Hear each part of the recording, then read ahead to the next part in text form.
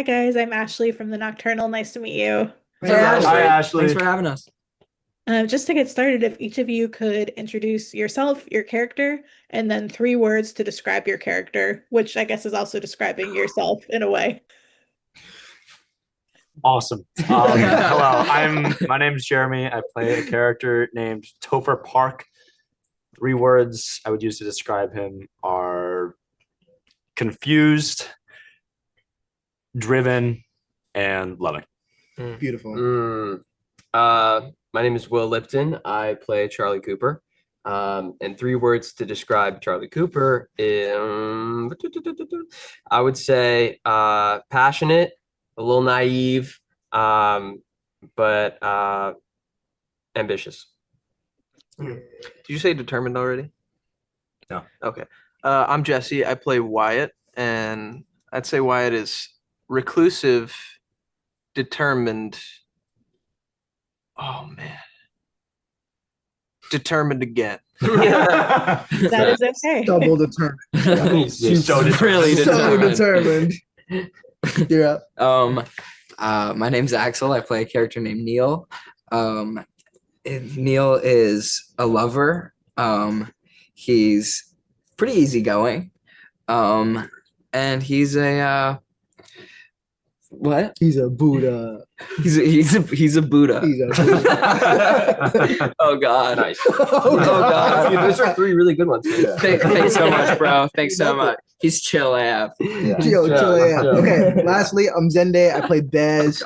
My three words are going to be driven, extroverted, and Determined. and determined and unrelenting. Neil's determined. There we go. And I determined. love it. Thank you. Really determined. Take me back to when you all first met, when you were first cast. What was sort of the moment when it was clear that you wanted to be a band off screen as well? I think you go into it with like you kind of always have that kind of like that's the dream when you walk into something like this. Not that this happens every day, but like, I know when I came in, I was like I didn't just want it to be an on-screen thing. So you kind of that would be worst case scenario if it wasn't a real band.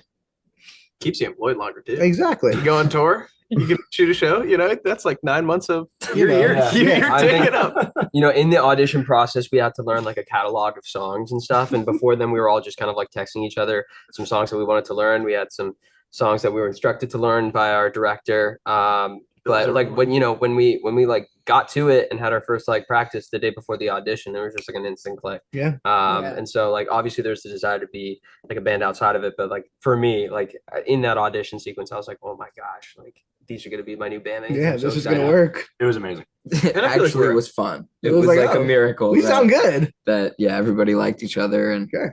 felt good. I feel like we're all musicians first, too. Exactly. Yeah. That was my next question. If any of you could speak to what's maybe the best part or even the hardest part of transitioning from music into acting and combining the two. I think for me, it was just believing myself and buying into what I needed to say and think and feel. But when your friends are in it and want to give it their all, and there's some sincerity to play off of, it really makes the job easier because you can find truth in situations that might not have happened. But there's always some part of you that can kind of live what that character is feeling, I think. Yeah. I just talked to the girls before this and they said that you all did some really interesting improv exercises. Is that right? Yes. Can you No. elaborate? No, there's no. Nothing. I don't think there was anything improv.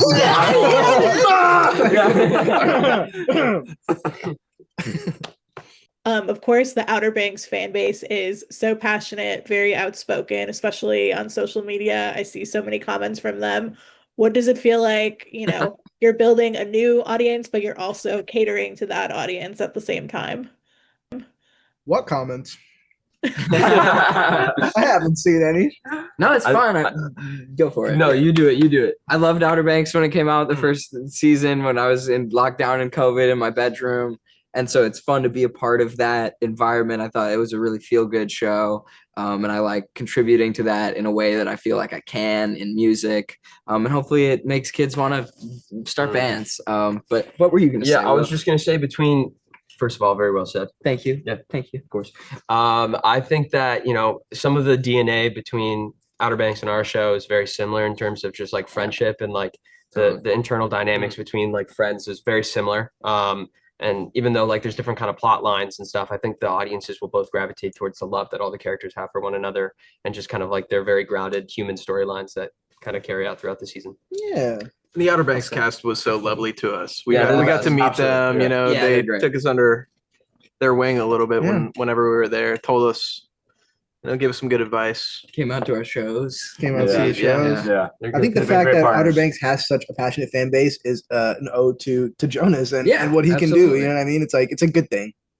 Well, I know that you're starting to tour and you have a lot of shows coming up and you've just played a few as well. Are there any memories or experiences from, your live shows or touring that you think should be written into the show? The Troubadour gig, that's going to be my first thought. We played the Troubadour in 2023, and that's a legendary venue here in LA.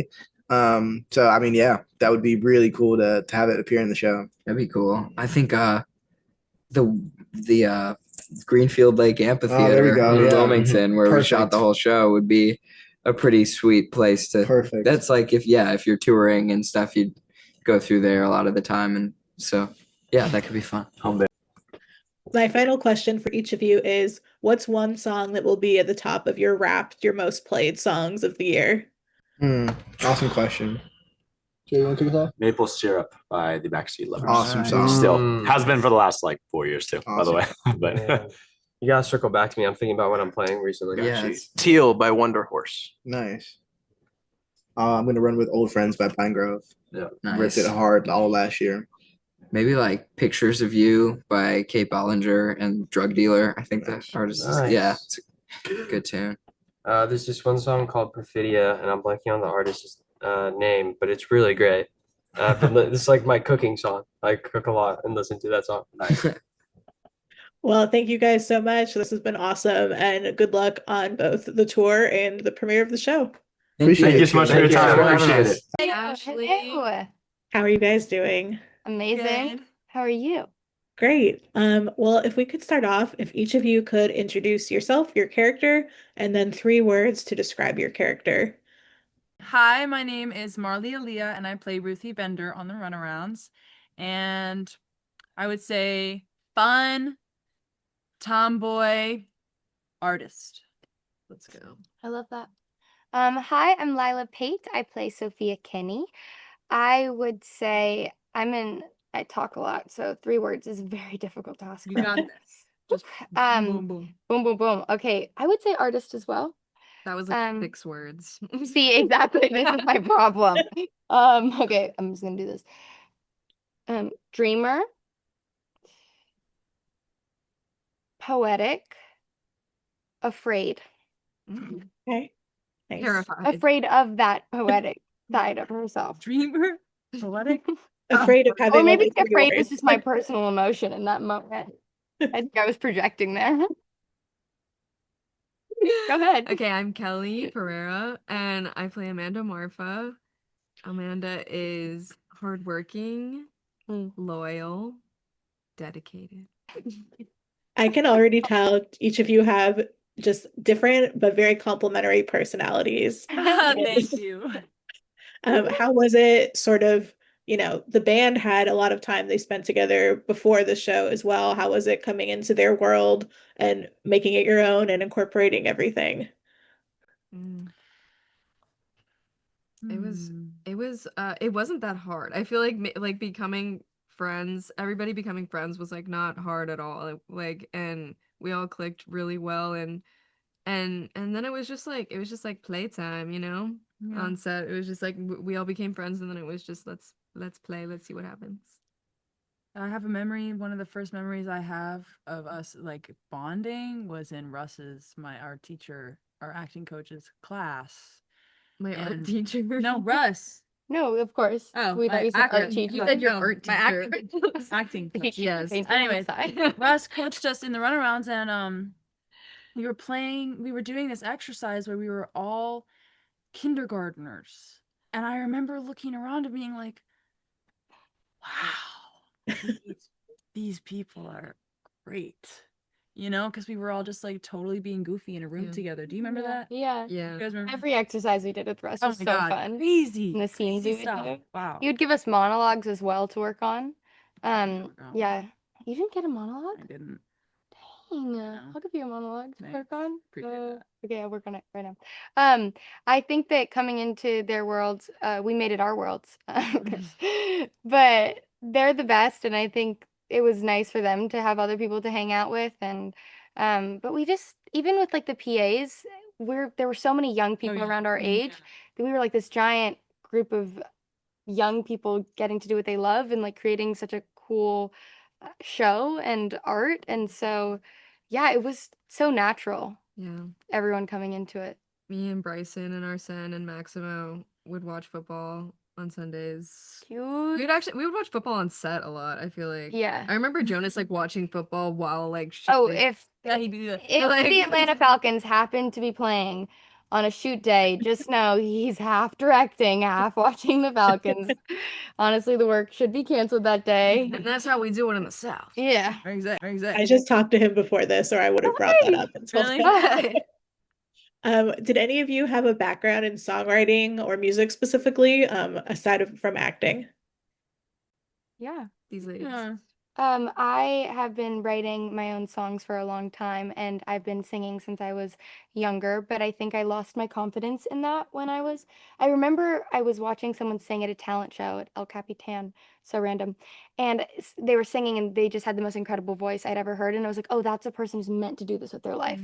And then I was like, I have a beautiful voice as well, but it's not that, and so then I was like, I shouldn't do it anymore, even though I originally wanted to be a singer. And then I think with this show, finding like even I sing a tiny bit, but it's kind of built up my confidence to want to sing again. And now I'm singing a lot in other things that I'm doing. And so it's been really fun to explore that side of my life again. And I think this project kind of brought me back to that in a really beautiful way. I love that. That's well said, Lai. No, I like seeing somebody that's better than you and then just being like, well, why am I even trying? Yeah, Why I get that. I It's just totally like get they're supposed to do that with their life. Yeah. Yeah. Yeah, I did musical theater growing up. So that's kind of where I started doing anything. Like the first memories I've ever had was just like being in the rehearsal studio and like, you know, learning how to dance and learning how to sing. And I trained vocally with the same teacher, Brian Putnam, for 5 or 6 years. And that's all I did all of the time. Thank you, Lilah. But like yeah, that's all I did all the time. And then one day I woke up and I was like, I don't know if this is for me. So I started doing film stuff, and that is for me. Well, of all the different, not only couples, but even friendships and different pairings in the show, who do you think fans will be rooting for and enjoying their chemistry the most? That's a really good question. I think everyone. I think you and Bender and Neil have a really cool relationship, and I think people are gonna really love that dynamic and Bender knowing her worth. Gotta work on that. I like Yeah, George. one day at a time. One day. I'm rooting for George. I'm honestly rooting for George too. I hope he I just finds love his him. one. Yeah, I just like him. Shout out to Shay. We love Shay. Oh, yeah, Honestly, Shay George is- done dirty. My bad. Shay is so amazing. great. And I just want George to succeed. Find happiness. Yeah. Yeah. And Well- and that could be with whoever. It doesn't have to be with Sophia. And it Yeah, just Isn't- in general. Let's see. Who would George be? Who would George be good with, you guys? Whoa, guys, this is my ex. you're Maybe talking like about. No. maybe like Charlie's mom. That'd be so good. That's good. I She has like that enough idea. drama right now. Oof. Well, I have to ask each of you finally, you're getting to join an amazing legacy of shows set in Wilmington. They don't always say that it's Wilmington, but Dawson's Creek, One Tree Hill, obviously I Summer I Turned love Pretty. Dawson's How does it feel to be joining that group? I Incredible. I could like scream it to the mountains. I love Dawson's Creek so much. I didn't know that about you. Because I just started. Oh, I was It's like, this is like, new. well, I started like probably like 3 months ago, and now it's like my whole personality. Mm. I started watching it because I was like nostalgic for like the like sleepy coastal town of Wilmington where we shot. Mm. And they shot Dawson's Creek in Wilmington as well. And a lot of our crew worked on Dawson's Creek, like the Fincannons cast Dawson's Creek for the whole run. And so like I watched it to kind of be like nostalgic, and then I was like, oh wait, this is like crack. Like I was like, this show is so addicting, and like I'm so obsessed with the way that they converse in the show and all the conversations they have. Like the dialogue is, oh my, Should I watch it? it's I'm like foaming at the mouth. Like, I'm promoting like, our show. I'm like, watch out the Runarounds. Yeah. Yeah. Thank you guys so much. This has been awesome, and congratulations. you. I'm really excited to see the show take off. Thank you so much. Have a great day. You too. Bye. Bye. Hi, Jonas. I'm Ashley from the Nocturnal. Nice to meet you. Nice to meet you too, Ashley. Well, so I have to admit, I haven't yet watched Outer Banks, and it's been on my list for years. But what I thought was so funny and interesting was I was looking at, I think, the Instagram post you posted with the trailer for the Runarounds. I'm like, there's 3,000 comments on here. And I open the comments, and it's all your Outer Banks fans trying to tell you their opinions and everything. It's so fun, right? You know what? If you put stuff out there, people are going to have opinions. What does it feel like sort of trying to build a new audience for this new show and catering to this very beloved, passionate audience for an ongoing show at the same time? I think I just try to make it as good as I can, and then whatever happens is going to happen. It's hard to control that sort of stuff. So the only thing I can control is trying to make a show that I love and that I would want to watch. And so I feel like we did that. Do you feel like it's going to be a lot of the same people fans of both shows, or do you feel like they'll find their kind of distinctive audiences?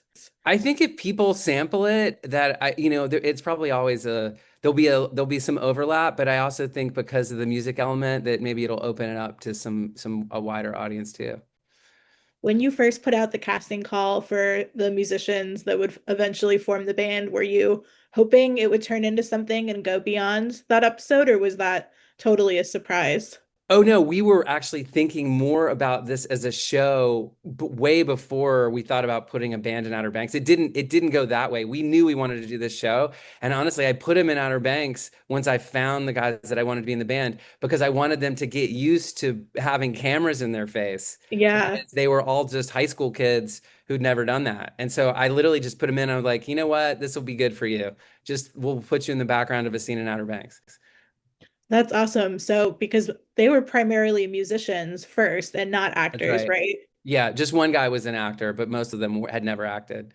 How was that transition for everybody?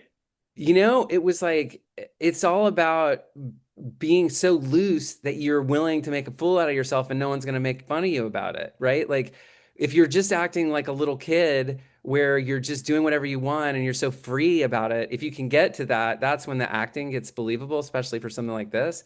So we gave them a kind of acting coach that helped with that. And then on set, we were just like, there's no mistakes. Like, we didn't give them marks. We didn't like make them say the words exactly right.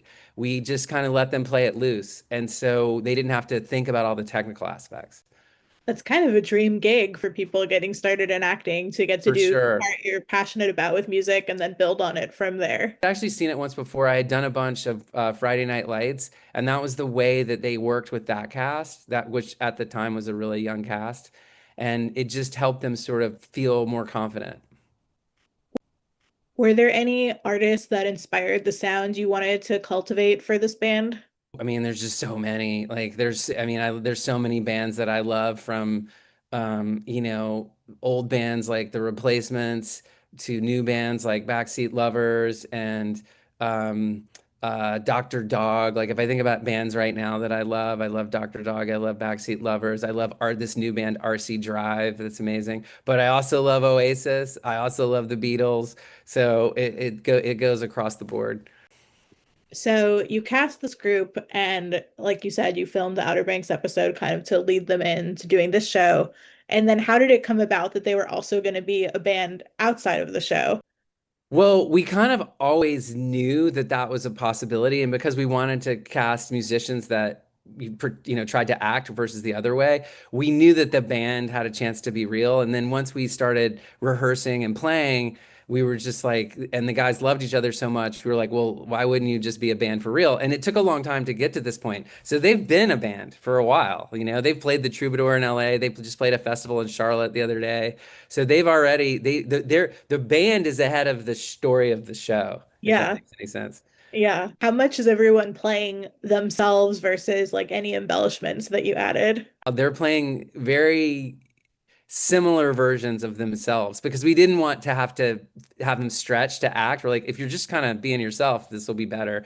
So we interviewed them and asked them a lot of it about their families and their upbringing, and then just tried to cut the suit to fit, at least to the point that they were comfortable with. So it's not exact, but it's inspired by for sure. So we have to talk about Wilmington because it's such a great and iconic filming location. I mean, I grew up watching Dawson's Creek and then One Tree Hill, and Yeah. One Tree Hill had a lot of that, music that was created that ended up being part of the town and transitioning into real life as Yeah. well. Did that inspire you at all? Did you watch One Tree Hill? I didn't watch One Tree Hill, but I live in Wilmington, so I'm very aware of the legacy of all these great YA shows that have been created there.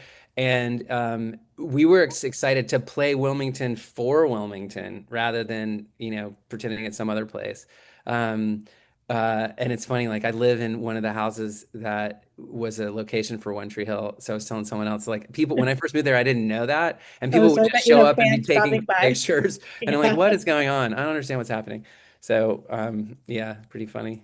It's really cool because your show will have an opportunity to be part of Wilmington's history, and I'm sure fans of Outer Banks and the Runarounds will be visiting the town for a long time to come. Let's hope. Let's hope we get to that. What do you think Outer Banks fans will enjoy the most when they start this new show? The friendship, the sort of like ride or die factor, that's a lot of what the DNA of Outer Banks is. And sorry, my wife just walked in. So yeah, I think that's the number one thing. It's just about this deep friendship that exists between the guys.